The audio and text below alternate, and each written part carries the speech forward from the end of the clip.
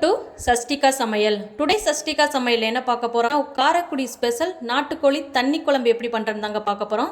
எப்போதும் ஒரே மாதிரி செஞ்சு பார்க்காம ஒரு டைம் இது மாதிரி செஞ்சு ட்ரை பண்ணி பாருங்கள். டேஸ்ட் வேறு லெவலில் இருக்கும் ஃப்ரெண்ட்ஸ். வாங்க எப்படி பண்ணலான்னு பார்க்கலாம். நான் அதுக்கு ஃப்ரெஷ்ஷான நாட்டுக்கோழி எடுத்து க்ளீன் பண்ணி வச்சுருக்கேன். அதுக்கு மசாலா ஃபஸ்ட்டு ரெடி பண்ணிடலாம். நான் ஒரு 15 வரமிளகாய் எடுத்து அம்மியில் நல்லா பைன் பேஸ்ட்டாக அரைச்சி எடுத்துக்கிறேன். கொஞ்சமாக தண்ணி சேர்த்து அம்மியில் அரைச்சி மசாலா சேர்க்கும்போது டேஸ்ட்டு ரொம்ப வேறு லெவலில் இருக்கும் ஃப்ரெண்ட்ஸ்.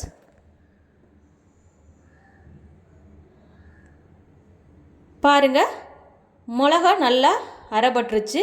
இதை ஒரு பிளேட்டுக்கு நம்ம மாற்றிக்கலாம். பாருங்கள், இந்த பக்குவத்துக்கு நல்லா அரைச்சி எடுத்துக்கோங்க.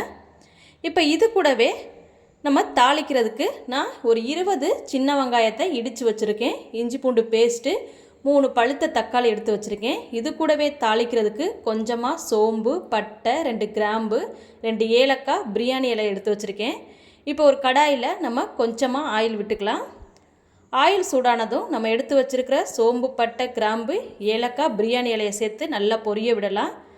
பொரிஞ்சதும் நம்ம இடித்து வச்சுருக்கிற சின்ன வெங்காயத்தை சேர்த்துக்கலாம்.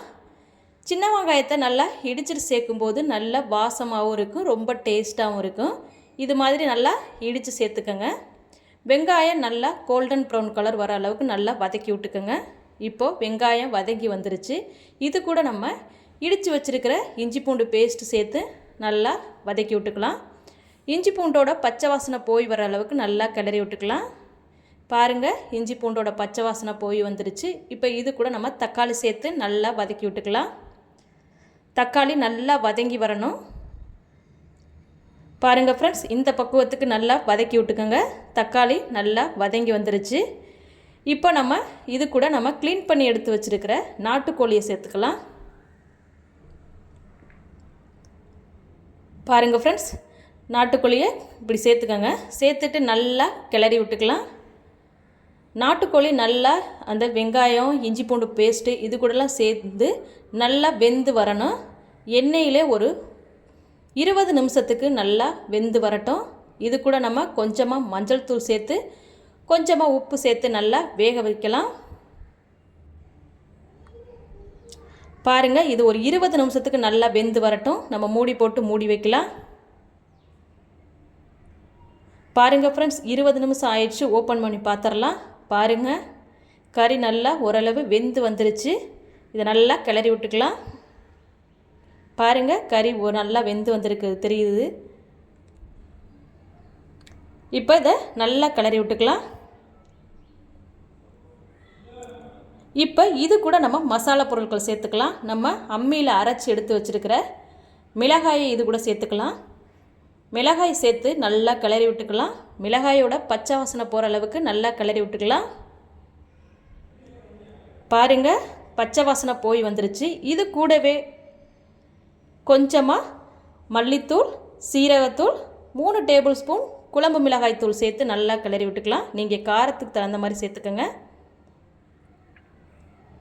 இப்போது மசாலா பொருட்களோட பச்சை வாசனை போகிற அளவுக்கு நல்லா கிளறி விட்டுக்கலாம். மசாலாலாம் கறியில் சேர்ந்து வரணும். பாருங்கள், இது போல் நல்லா கிளறி விட்டு கறிக்கு தேவையான அளவு உப்பு சேர்த்து கிளறி விட்டுக்கலாம்.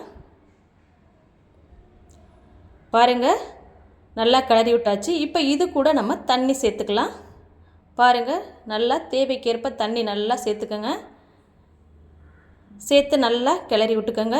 இது ஒரு 10 நிமிஷத்துக்கு மூடி வைக்கலாம். நல்லா கொதிச்சு வரட்டும்.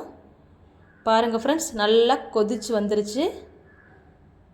பாருங்கள், எவ்வளோ அருமையாக சூப்பராக நமக்கு காரைக்குடி ஸ்பெஷல் நாட்டுக்கோழி தண்ணி குழம்பு ரெடியாக இருக்குன்னு பாருங்கள். கடைசியாக கொஞ்சமாக கொத்தமல்லி இலை தூவி அடுப்பாக ஆஃப் பண்ணிடலாம். பாருங்கள் ஃப்ரெண்ட்ஸ், நமக்கு தேவையான சூப்பரான நாட்டுக்கோழி தண்ணி குழம்பு ரெடி ஆயிடுச்சு ஃப்ரெண்ட்ஸ். நீங்களும் இந்த ரெசிபியை கண்டிப்பாக மறக்காமல் ட்ரை பண்ணி பாருங்கள். ட்ரை பண்ணி பார்த்துட்டு டேஸ்ட் எப்படி வந்துச்சுன்னு கமெண்டில் மறக்காமல் சொல்லுங்கள் ஃப்ரெண்ட்ஸ். இந்த ரெசிபி உங்களுக்கு பிடிச்சிருந்துச்சுன்னா நம்ம சேனலை சப்ஸ்கிரைப் பண்ணி வச்சுக்கோங்க. லைக் பண்ணுங்கள், ஷேர் பண்ணுங்கள், கமெண்ட் பண்ணுங்கள் ஃப்ரெண்ட்ஸ். தேங்க்யூ.